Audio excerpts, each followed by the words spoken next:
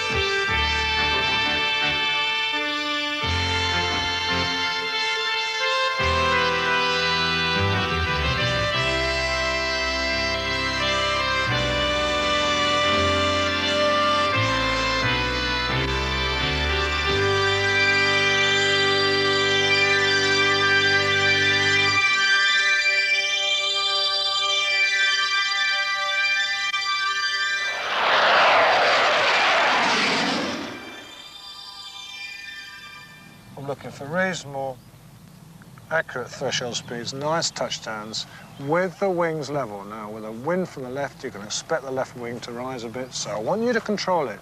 You make the aeroplane do what you want it to do. Yeah. Don't let it do what it wants to do. Fine. OK, Al.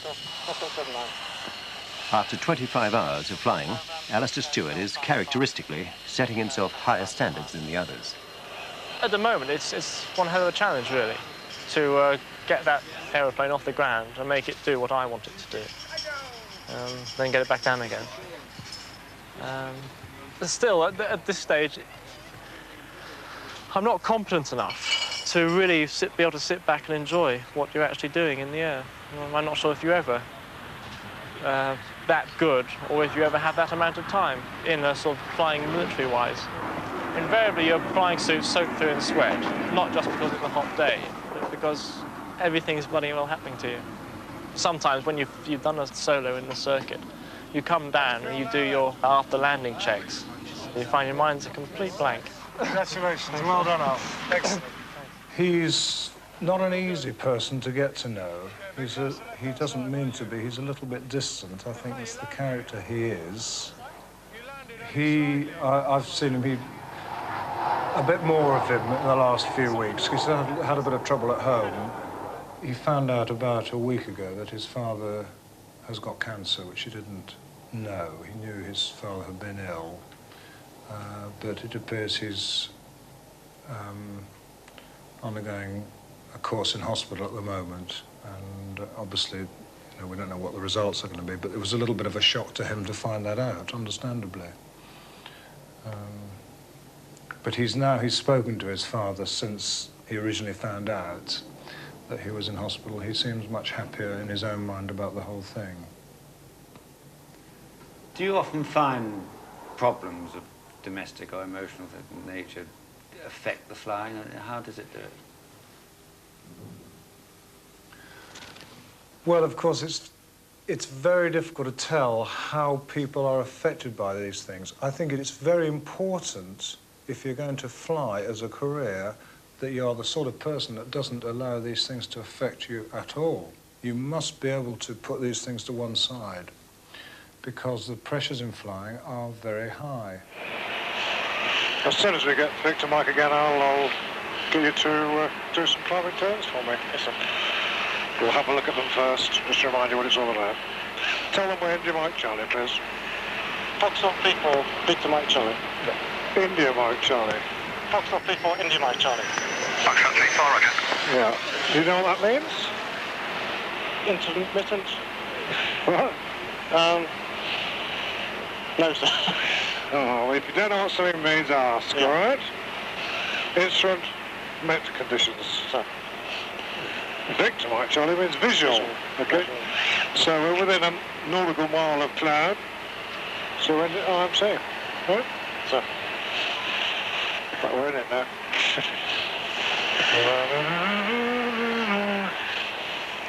Beware of these clouds because they're full of ice. Big airfield down there. Yeah. Seen that before? Yes, Holman Spalding Airport, sir. No, it's not. Don't jump to conclusions. Teesside, sir. Sorry? Teesside Airport? Hang on. Didn't I say that was the airway? Get your map out. Yes, sir. Have a look and see where that airway is.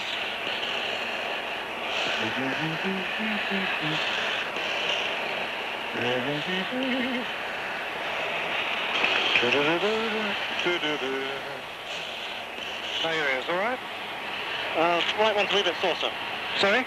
Right one's a wee bit sore. Try and unblock it by blowing on your nose, holding your breath and blowing. And swallowing. All right? How's it going now? It's getting a little bit better, sir, thanks.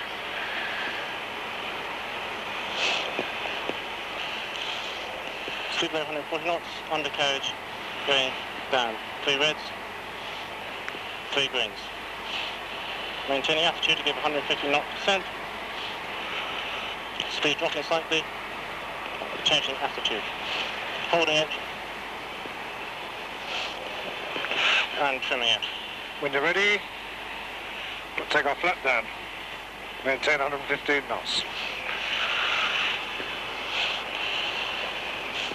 Now look, take it easy, Al. What I showed you this morning, look, you follow me through, you apply power and gently change the attitude. Not a great heave. Yeah. Reduce power, gently change the attitude. You're being too rough. I know. Okay? Yes, sir. And then if your speed's too low, you just lower the down slightly. All right?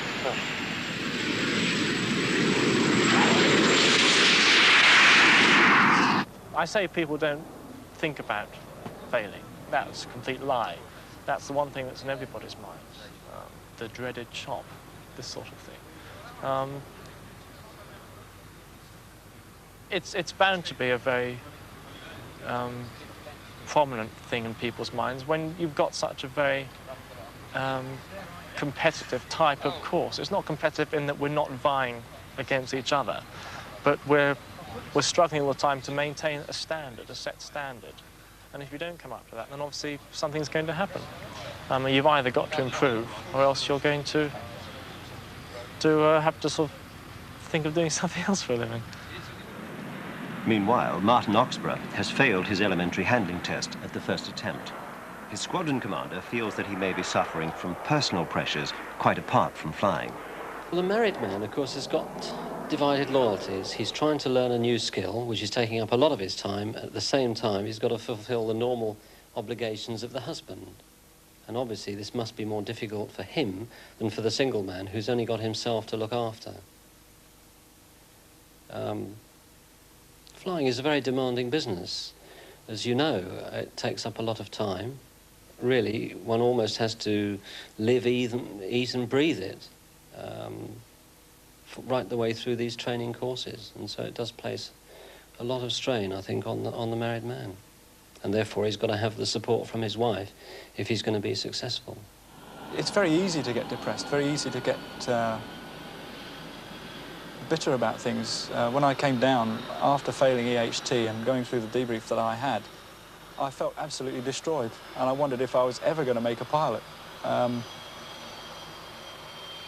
I don't know if that was intentional or not, but that was certainly the way I felt when I left at the end of that day. I went home in the evening, and I don't really want to say some of the things that went through my mind, actually, quite honestly. I felt terrible. But I presume that's a natural. He actually said that if I ever wanted to fly a Phantom or a Jaguar, then the sort of flying that I was doing at the moment was going to be no good to me at all. I was going to have to improve quite drastically. He also went on to talk about how I was finding the course from being a married person, how that was affecting me at all, which I didn't think he really needed to go into. I don't know if he was digging or what he was after, but I felt really that it was a little bit irrelevant. I haven't really, to tell you the truth, got over it yet. I still feel quite depressed. But we shall see. Of course, there's a problem sometimes of, after all, if my wife's in the house on her own all day and I get home, she doesn't immediately want me to turn around and sit down with my books. She expects something out of the marriage after all. I suppose it's wrong to be upset by things like that. I want my wings, that's my priority, but at the same time, as I said to him, in getting my wings, I don't want to get a divorce. I still want to be married and happily married at the end of it. Wives who for months now have been widows to flying are granted the token consolation of an occasional coffee morning at the officer's mess. These two ladies. Oh, sweet.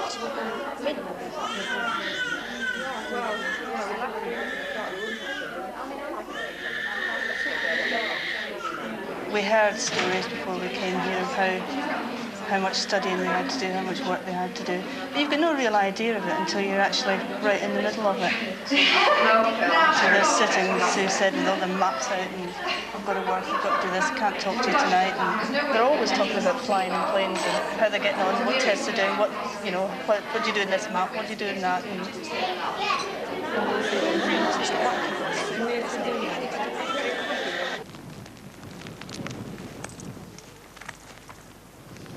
Mid-course, pressure high, morale low. That early delight simply in flying has long gone. Every sortie now is an examination that has to be passed, and Alistair Stewart is not passing enough of them. He's falling below the course standard, and his career is under review.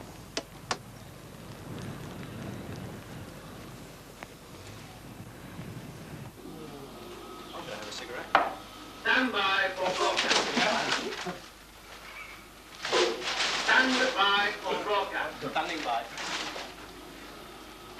The Parliamentary Under-Secretary of State for Defence for the Royal Air Force, Mr. Geoffrey Batty, MP, and the Air Member for Personnel, Air Marshal Sir John Gingell, KCB, CBE, will visit the Royal Air Force, Linton on Ouse, today, 28th of November, arriving at approximately 11:45 hours and departing at approximately 1600 hours. All personnel are to be meticulous in the paying of compliments. I say again,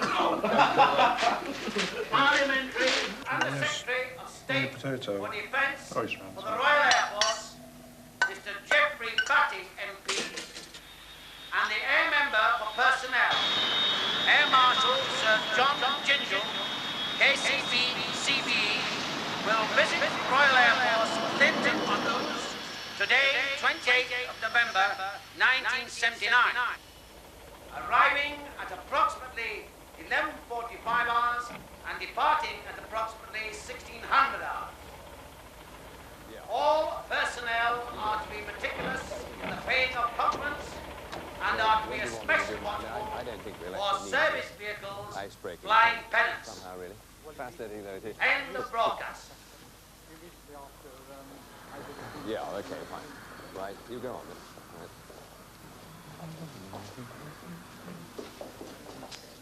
Gentlemen. Right, okay. Hello. Ah. You're going to sit over here. Shall I sit over here? Yes, why not? Sit down. It's a great privilege this afternoon to introduce to you the Under-Secretary of State for Defence for the Royal Air Force, Mr. Geoffrey Batty, and you may be assured that you'll never be closer to the horse's mouth than you are this afternoon. Fine, well, you did hear Group Captain said that you are talking to the right end of the horse. So, some of the comments may come from the other end of the horse, but in that case, it usually happens in Parliament. Who's going to start off with raising some points here? Officer McRae, sir. As a direct entrant from civilian life, one of the things that attracted me to the RAF was the prospect of 6 weeks annual leave. I've just finished a leave year now, in fact, and in that leave year I got 2 weeks. How much emphasis would you put on leave as opposed, say, to achieving the flying task? How much do you think we need leave, shall we say? I think everybody needs leave. I'm a great believer in bigger and better holidays, but I mean, I think in terms of the precise difficulties you may have had in carrying over your 2 weeks from one leave year to another leave year, I think I'll ask the Air Marshal to comment on that, really. Well, you know, quite obviously, we want everybody to have the maximum whack of leave that he can get in. There are going to be periods during a normal service career where it just is not possible because the task is such that we're not going to hack our job if we all have a maximum of 6 weeks leave. And when you bear in mind that very often, along with that entitlement, you can combine the free time you get with some of the activities that are available to you in the service which wouldn't be available anywhere else. You know, I'm thinking like the skiing and those things. That's the compensation, to my mind, anyway. The only problem in that is that I think if leave is programmed into the course, surely somebody considers that that leave is necessary. I certainly feel that I'm not flying as well as I perhaps could be had I had leave, shall we say, in between courses. I've just finished the 100-hour course and I'm now on the 60-hour course. And I feel very tired, I have to admit that, you know. That's all part of the business of getting used to the intensity of operations. I think you grow out of that business of feeling tired after a while. I don't think you should worry too much if you feel tired just at the moment. There's a voice of experience. But, I think the general point is well made, that it's all these things are a trade-off between what is desirable and ideal and what can actually be just allowed because of the exigencies of a particular situation. Yeah. Sir Patterson, Nicol from the 2 Squadron. Do you believe in that case that it's fair to mislead people who are thinking of joining the Air Force? Because in the glossy brochures it does say you get 6 weeks leave a year. I won't say we weren't able, but we were obviously being careful about what we said. You know, it's completely different. If the chap had walked in any day during the week when we were in the crew room, then it would obviously have been completely different. That's right. I'm not feeling tired starting the sortie fresh and feeling tired at the end of it. In other words, a high cockpit workload. That's right. I've got a high course workload. In other words, it's a progressive thing. It's building up. I can't go to bed early tonight and be fine tomorrow morning. I'd have to go to bed early for a week. We have in the past been called weenies for going sick, because there was a time when the whole course got a bug or something. I forgot what it was. Yeah, and we all went sick. And I didn't, in fact. I thought, I won't go sick. And my flight was bloody awful. No, you give me stick like that. I don't have to come here to be insulted. I'm standing here infecting your nose. I'm not worrying. Yeah. And I kept flying, and the flying was awful. And I lost my solo cat and everything like that. And I should have gone sick. But the people that did go sick were called weenies. So it takes a lot of courage to even go sick around here. I'm sorry, first of all, that we're not going to have as long for this wash-up session as I would have liked otherwise, but I was a bit surprised. They seem to be very much concerned with the day-to-day problems. I mean, leave came up and clothing came up and whether they'd be able to wear their wings and things of this sort and what goes into the advertisements. I'm not saying that there's no substance in these points, but did you think there was anything particularly behind them? I mean, the leave point, for example, do you think is that a great concern here? Well, we started off, sir, saying it's open. Nothing is taboo, and let's see what comes out. And what came out, surprisingly, from my point of view, was that they seemed to be far more concerned with, for example, what they saw in recruiting posters and advertisements than they were with the future. I thought, myself, that they would be saying, well, how many seats are there going to be on Tornado? And we would have been saying, well, not very many for people at your stage. Do you not think, though, that if the first questioner had started the whole thing off by saying, do tell us a little about the Tornado, how's it going, yes, that would really and truly have conditioned the whole session? As it was, the first question was a very mundane sort of thing, almost a peripheral thing, really, to the main thrust of things. And that set the tone. Personally, to sort of live life to the fullest here and get the most out of it, you can't afford to think about you know, how many bombs your tornado's going to carry, you know. That's You've got to right. think about, Christ, what's the power setting for my ILS tomorrow? You can't prat around. If he had asked to come and see us, why didn't he ask us more questions? That's what I kept thinking to myself. But then again, maybe because the station commander introduced him and more or less said what we were to say, you know. Yeah. I felt we were told what to say. I wonder that maybe if he gets, being an MP, he gets into some argument in the House of Commons, Right. and they can say, well, we want more money for flying training, and say, well, how can you just say, well, I've been to Linton News, we want more money, they'll say. And his opposite number on the other side of the House, well, he's been to Linton, I haven't been, you know. Oh, we'll have to get a visit up there sometime and ask some questions, you know. If he came here to a flying training station, he ought to have come to learn about flying training, no. Not about, how he should be doing his job. High-level decisions in NATO. But I think he sort of missed the point. And he recommended... At the flying instructors' monthly meeting, Martin Withers brings up the difficult case of Alistair Stewart. But subsequent to that, Al did come to me and say that he was having serious doubts about whether he ought to carry on with this training at all, because he was dissatisfied with his own performance and didn't want to put all his efforts into just achieving a minimal standard. But I'm afraid to say that I was very unimpressed with his standard of flying. On the evidence of that sortie, I would not send him solo. I would not send him solo even in the circuit. His circuits displayed total lack of sort of awareness in there. The approach was bad because he went right through the centre line and then attacked it from the right, came back in with a wind from the left. So as he got back on the centre line, he then turned back and drifted back. That's why we landed on the right-hand side of the runway. I'd say, on the basis of that trip, I would not send him solo, not even in the circuit. And in fact, I was surprised. You know, I expected him to be better than he was. What was his reaction when you got out of the aircraft? How did he feel about the trip? I haven't actually asked him how he thought it went. He just got out and smiled at me and said, "Thank you for the trip, sir." Okay. Alistair Stewart was given extra instruction and another 10 hours of flying time. When it was over, he made his own decision. He formally applied to be withdrawn from training. What about that then? I'm sorry I had to give you some assistance with the landing, but say, obviously, if you're aiming before the numbers, you're going to hit the undershoots, which is a bit embarrassing. I wasn't making the progress I was looking to make. I wanted to sort of be up with the front runners, so to speak. And it started to nag a little bit, the fact that I was behind. And the fact that generally my performance wasn't that good, I didn't think. I couldn't honestly see myself surviving the course right through to the end. I spoke to a few people who knew me a while ago, prior to my joining the Air Force. And they would remark that I seemed to have changed quite a bit. I was getting a bit ratty with them, and I didn't enjoy a joke as much as I had done. And I think just the strain that I was almost sort of self-inflicted strain, it was sort of beginning to get to me a little bit. And it was having a sort of a rather unpleasant sort of psychological side effect. That was, you can live with that. But then it started to almost manifest itself in a physical sense, in that I started getting these really quite unpleasant headaches. And I wasn't sure what they were.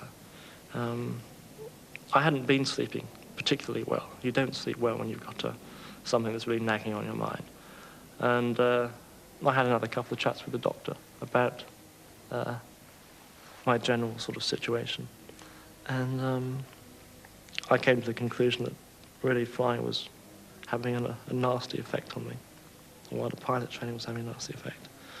And that allied with the fact that I didn't think I was going to survive anyhow, which was a view that was echoed by my squadron commander. I decided that, okay, you've given it a go, you've tried your damnedest, which in fact I did. As my reports will back up. And you tried your best and it doesn't work out, well, it's no good really flogging a dead horse too much. While Alistair Stewart is grounded and awaits a decision on his future, his 3 friends who set out with him a year ago fly on. For another 6 months, they'll learn instrument flying, navigation, night flying, aerobatics, and formation flying.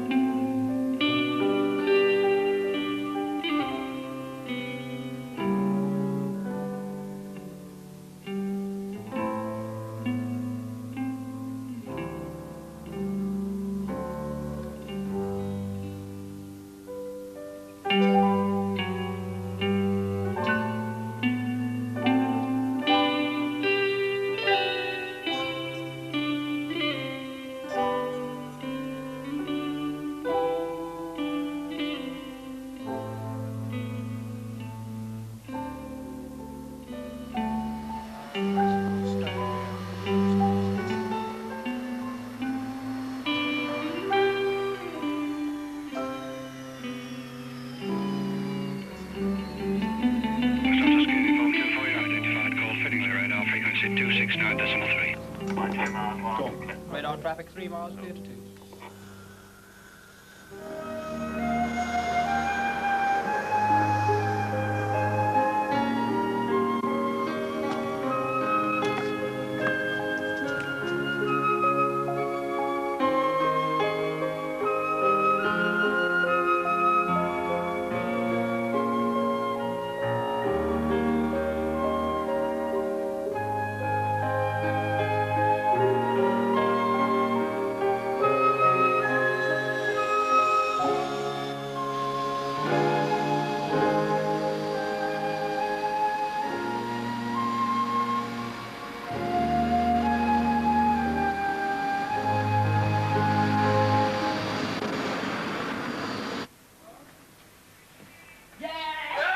Only 2 have passed with high enough marks to have a chance of going on to be fighter pilots, John McCrae and Robbie Lowe. They will move on to fast jets at RAF Valley. Hello? Say something. Yes, I passed with the boss. Martin Oxborough has got through the course, but only just. To the relief of his wife, he's been sent to train on transports. No. And Alistair Stewart is asking for a chance to become a navigator. I wonder if I could ask you about a personal aspect which has been in the background of your pilot training, because I wonder the extent to which it will have affected your ability to cope with the course, bearing in mind that your reports show that you tend to be hypercritical of yourself. Anyway, I don't know whether you appreciate that. I've always been sort of set high standards, so yes. Yes, well, I can understand that. But of course, it's the question of your father, and I'm very sorry to hear that since you voluntarily withdrew from pilot training, that in fact your father has died. Oh, I don't think there's any doubt about it at all. He's a good-looking, intelligent lad, and I can appreciate why the staff's directed me towards some misgivings, and it's been valuable to have a look at him. But I think that he's well worth risking in navigator training. On November 9th, 1979, Alistair Stewart, wings clipped, sets off for a year's training as a navigator.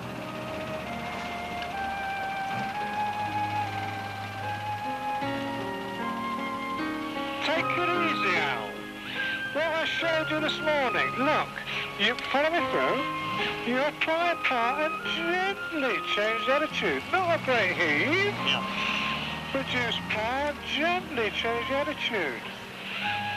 Look, can you see how I'm doing it? Maintaining 115 knots. Yeah. You're being too rough. Okay?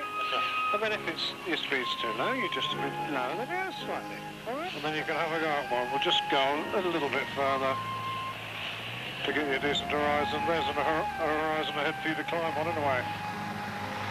Alistair Stewart qualified as a navigator, but in September 1981, after just 3 months on Buccaneers, once again asked to be withdrawn.